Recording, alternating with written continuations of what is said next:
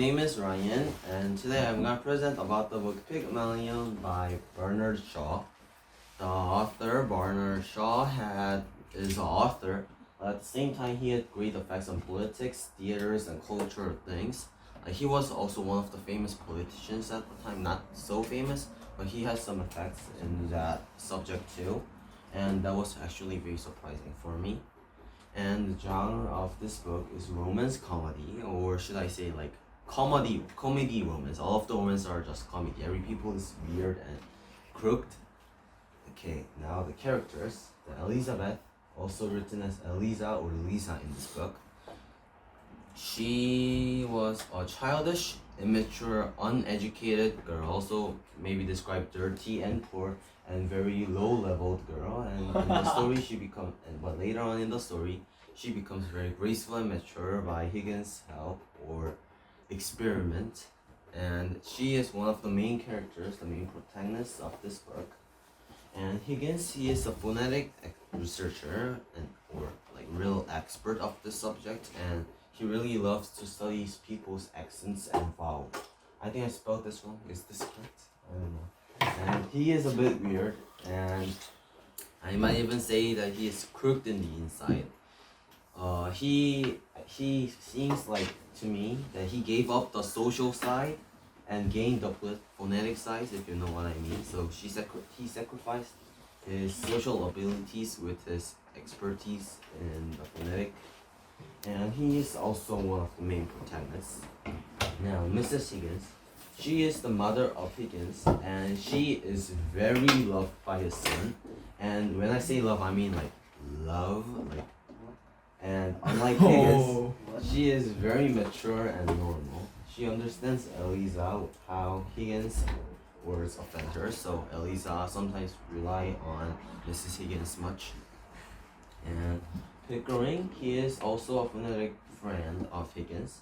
He also participates in the experiments of training Eliza, and if there was no Pickering, the experiment would not have been started from the beginning, because he's the one who helped Eliza or like convinced Eliza to take a part of the experiment. And Mrs. Pierce, she is the housemaid of Higgins, and she takes care of all the things Higgins don't want to do and know how to do. And she is one of the people who understand Eliza and be on her side along with Mrs. Higgins. So the summary of this book. So Eliza meets Higgins in the Covent Garden, and Higgins tells her that he can fix her pronunciation. So later on, Eliza visits Higgins to fix her pronunciation, and she feels something weird about Higgins, but gets convinced and sets her goal to work in a flower shop. Higgins and Pickering makes a bet if Eliza would be able to go to a Duchess party taught by Higgins. And Eliza visits Higgins' mother's house and practice doing small talks. Freddie from the hills, like hills doesn't mean like the hills in like the mountains, but like hills is a family name, and falls into Eliza, falls in love. And Eliza now looks more graceful and organized, with her pronunciation gotten a little better. Higgins states that he thinks Eliza is getting better, as I told you, and Pickering also agrees. They are both very interesting in remediating Eliza's pronunciation, but Mrs. Higgins, who is his mother, doesn't think that the experiment is proper. After weeks of more practice, Eliza finally goes to a Duchess party. There she meets another phonetic researcher who states that he is the rival of Higgins and who studies speakings of Europe, not only Britain. And the researcher states that Eliza is a fraud. And he says that she is not an English woman, but Hungarian princess, for he is a royal Hungarian himself. Eliza, Pickering, and Higgins come back to Higgins' laboratory when Eliza hears Higgins saying that he's thankful that all of the experiment was over, and all of the experiment was so boring and so boresome for him. And Eliza runs away, and I won't spoil the ending. So this is until like the mid-ending part. And my favorite event was when the phonetic researcher in the Duchess party stated that Eliza is a Hungarian princess. He says like she's a fraud, and I was like, whoa, I mean, like, I thought Eliza and Pickering and Higgins was in trouble because, like, in the previous acts, Higgins stated that if she was caught, she might be, like, killed or gotten in jail. But then when he claims that Eliza is a Hungarian princess, I left so much in the inside because I couldn't left outside because it was, like, morning time. And I love the joke of the moment. My favorite quote is, like, when Eliza says, like, I don't mind your swearing at me. I shouldn't mind the black eye. I've had one before, but I won't be passed over. This is the quote from Eliza when she is talking with Higgins before she runs away. I love this quote because, like, the quote gave me empathy about how Eliza felt. She had endured so much to learn and get better of her pronunciation, and she has been going through lots of things. But when Higgins, who taught her, said that it was just all of job for him but nothing really fun and interesting, Eliza would have felt so bad. And the words and the structures of the sentence really gave me great waves of emotion, as if I am at the situation with the characters. Like, I think she got the kind of DNA from Mr. Doolittle, like her father, because also Higgins stated that Eliza's father, Mr. Doolittle, has quite a talent in rhetoric things. And the theme of this book, I think, is just be yourself. Like, when Eliza tried to become a different person, she had lots of suffer and eventually regretted her choice. So I think the theme of this book is to tell us just be yourself. And I would rate this book 10 out of 10. I love the characters and unique distinctive personalities. Like, I think the author had, like, really talents, and I think his genius on making characters, like, every characters, I could just recognize their personalities and how the author wanted them to be. And I enjoyed the plot a lot. It was very interesting for me. The jokes were my style, and again, every character is made with such like perfectness that I could focus so well on the plots and the stories, and everything went smoothly. I think Victor would least enjoy this book. I don't think Victor liked this kind of love comedy, and he is most of the times too sleepy to think about the story's characters, which I think is the most important part of the book. And I think Tyne or Lovey would enjoy the book the most. I think Tyne would like the genre romance comedy, which is fun, and also she likes romance. And I think Lovey would be able to understand all the characters perfectly, which is, I think, the most important detail of this book. And thank you for listening. I don't know how to pronounce this, but I think so. And this off on noise day. Thank you. Hi, good morning. My name is Lisa Park, and we're here again. And I'm here again to present you on The House on Mango Street by Sandra Cisneros. Sandra Cisneros is a Mexican-American author whose writing style is very unique because it's mostly it's written in poems, sort of, and The House on Mango Street specifically is like split into small, like, anthologic poems, and it's not much of a narrative, but more of like glimpses into the main character's life. Her childhood influences the Mango Street book a lot because, like the main character, she's from a poor immigrant family, and I think her experiences in life were inserted into her book. I think the genre of The House on Mango Street is a slice of life, realistic fiction, and a coming-of-age story for the main character. The setting of the book is obviously on Mango Street, which is like an allegory for like a bad, like terrible downtown neighborhood. The time period is set in like early 1980s. To give a slight summary of the book is about a Latina family who's come to live in house on Mango Street because they were moving around a lot and they needed to find like a proper home. But like the main character, Esperanza Cordero, doesn't really like her new neighborhood, and throughout the story, she's trying to find herself as she's growing up, but also like trying to come to terms with her new home, like in a totally different country as well. And throughout the book, she constantly wants to leave and find like a new house on her own and not be so poor and impoverished. I think out of all the classmates here, I think maybe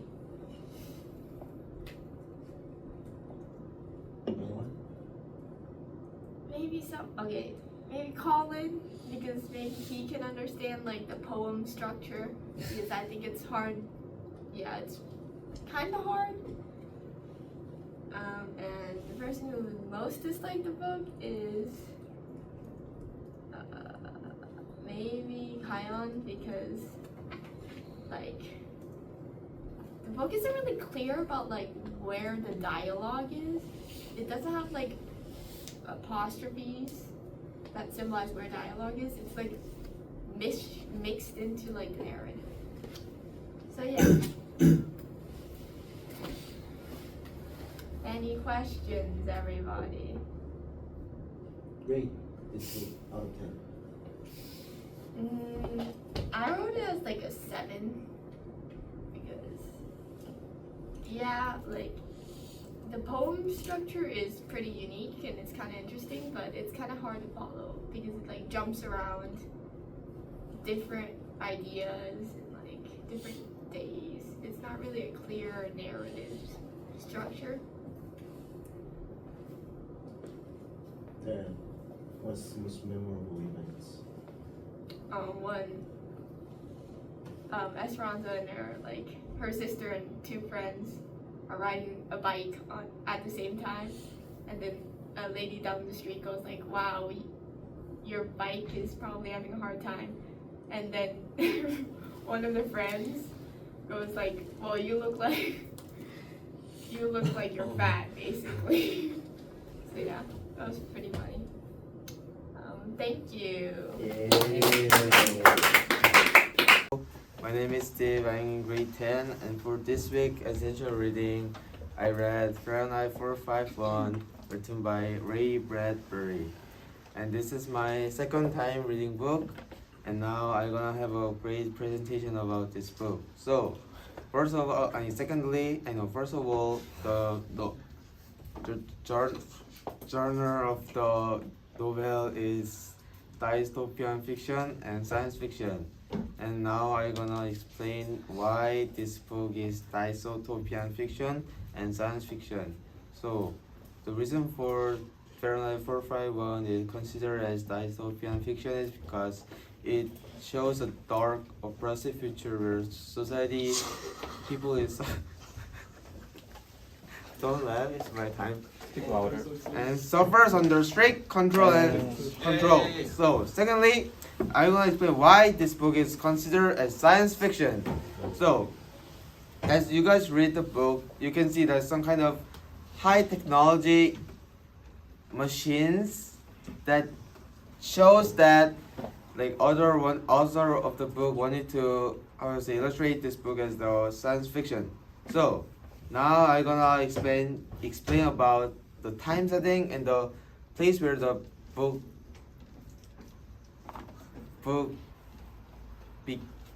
go on. So the American society is the place where the protagonist is like dealing with his problem, and then the time setting would be like in the future where our society have a much higher technology. Now I'm gonna explain about the summary of the Fahrenheit 451. So the book starts as protagonist burning books, and at the time, a fireman is a job that burns the book, and the book is illegal. So burning books is kinda normal.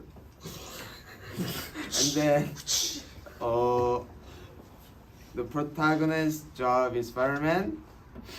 And then he tells us that Fahrenheit 451 is the temperature where the books are burned.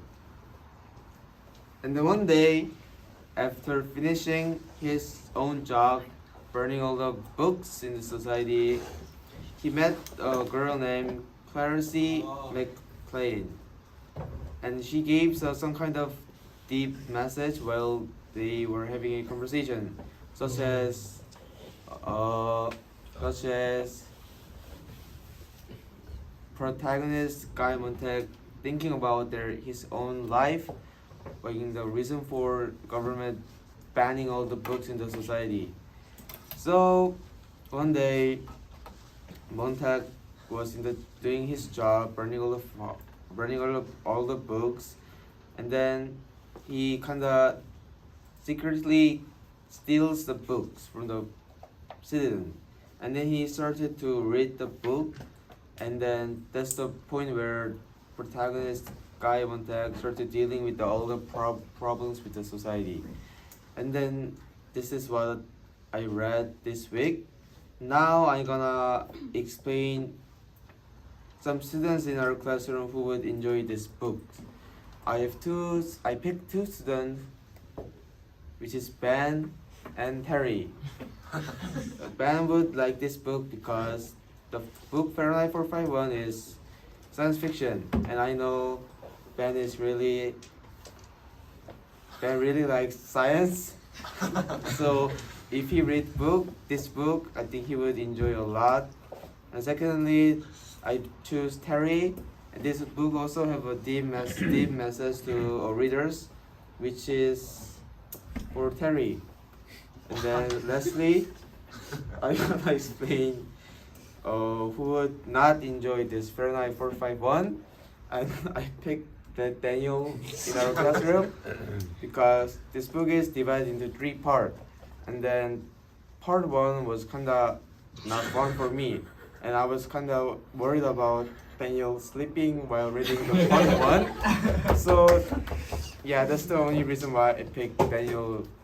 Yeah, thank you for listening. Hi everyone, my name is Hyunwoo Kim, and today I'm going to introduce Invisible Man by Ralph Ellison.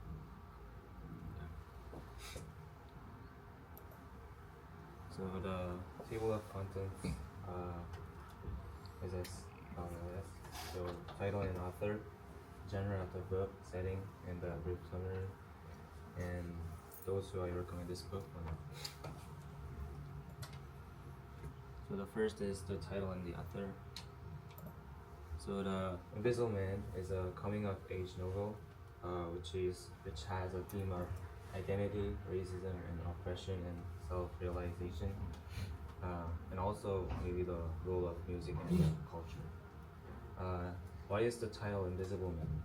Because the black narrator realized that no matter what he does, people judge him based on his race, not on his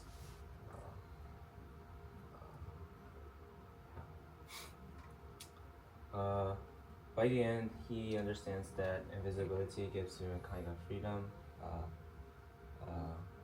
Yeah, so he thinks that invisibility is something that he possesses. The author is Ralph Ellison. He's an American writer, philosopher, and poet. His work often explored how black individuals navigate a society that refuses to accept. Many of his characters struggles between following society rules and finding their true selves. Ellison wanted readers to question how people are treated based on race and to think about how individuals can break free from societal expectations.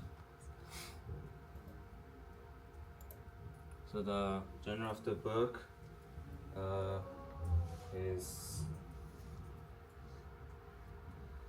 coming of age and modernism and existentialism. existentialism. The setting of the book is 1930s and 1940s, a time of deep racial segregation and social change in America. And it's the novel is influenced by the Great Depression and the civil rights movements. And the place take place in Harlem, New York City, the center of black culture in the Harlem Renaissance, full of ambition, activism, and political movements.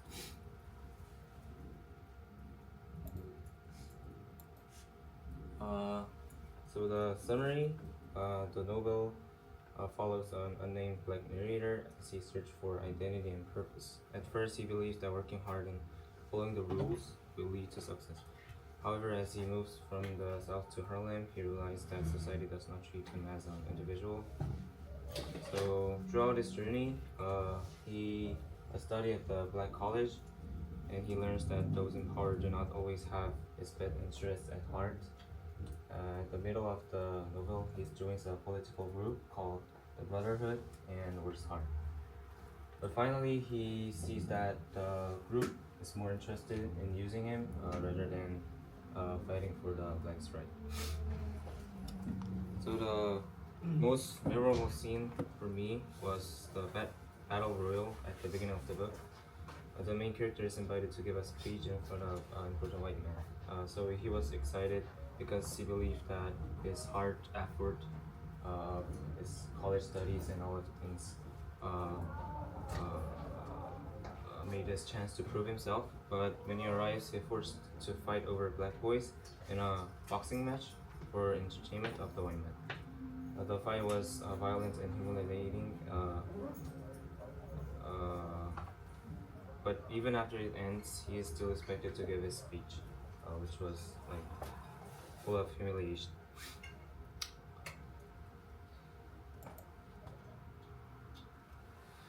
So I recommend this book to those who are interested in deep themes and symbolism and fans of historical themes. So I introduced this book to Doyoung and Jaeok. And I do not recommend this book to Seokchan and Songjin because this book is full of abstract and philosophical thoughts, and those who are looking for simple, straightforward plot will not like this. Thank you. Thank you. Hi guys, my name is Sungwon. I'm this graduating senior of KCIS, and today I'm gonna present The Stranger by Albert Camus. His name is very unique. He's French, and you don't really pronounce S, so he's Camus. I think the original pronunciation would be similar to Camille, but it's English. We call it Camus. He's a French writer, and he won his Nobel Prize at the age of 44, which was very outstanding, regarding that most of the Nobel Prize winners are old. He's a great French writer, and this is one of his most famous book, The Stranger. Before talking about the plot, I'll recommend this book to Minseok. Not Minseok, I'll just recommend this book to everybody, and I'll tell you why later. I don't recommend this book to none of you. This is a great book. The genre would be modern fiction, and I don't know if this is genre, but I'll also call it enlightenment and realization. The settings, I believe, is 20th century in France. So this main character, his name is Meursault. That's French name, that's hard to pronounce, Meursault. He's very emotionless and he's very cold. The book starts with his mom's funeral. Meursault's mom dies, but fun thing is Meursault doesn't even exactly know when his mother died, and he doesn't really care about his mother's death. People near him finds very strange, but he doesn't really care about what others think, and he just accepts that his mother died. And right after the funeral, he meets marry a pretty girlfriend, and they have their great relationships, and they date in a swimming pool, and they share love. But when Mary asks Mirza if he loves her, he doesn't say yes. He doesn't even know whether he likes Mary or not. It seems like he doesn't even have emotions. And then he meets different neighbors. Old man who doesn't like his dog, and he also meets Raymond. He's a really bad guy. I don't know the exact name of the job, but if I have to describe it, I would call it like a whore master. He manages whores and make money with it. And then he talks with Mirza about beating up his girlfriend because his girlfriend used all of his money. So Mirza kind of gets involved with his plan and do bad stuff. And when he even sees Raymond beating up his girlfriend, he doesn't really feel anything. And then the event happens when Mirza and his girlfriend Mary and Raymond and other few friends go for like a swimming pool and have a vacation. They meet Arabs, and one of those Arabs were the brother of Raymond's ex-girlfriend. And since Raymond is a bad guy, that Arabs try to fight with this Mirza's group. And while in the fight, they get injured, and eventually Mirza shoots gun into the Arabs 4 times. And that's why, and because of the murder, he goes to the court. And that's when the story gets really interesting. He doesn't really defend himself, he just talks about what it did. And he thought the case wasn't really important at the time, because it was just about murder, but trying to protect himself. But the prosecutor, what we learned from the judiciary review, talks about how he was emotionless in his mother's funeral. And it gets really weird because the main topic was about murder, but then it gets to whether Mirza is a psychopath or not. And eventually, something happens, and Mirza learns something, and the book ends. But I won't really talk about the ending because that's the most important part of the story. And I know this book is really difficult, but if you search about this author, it would get really, it would be pretty easy to understand, at least from the surface. Okay, then I'll just briefly explain the theme. So we have to know about absurdity.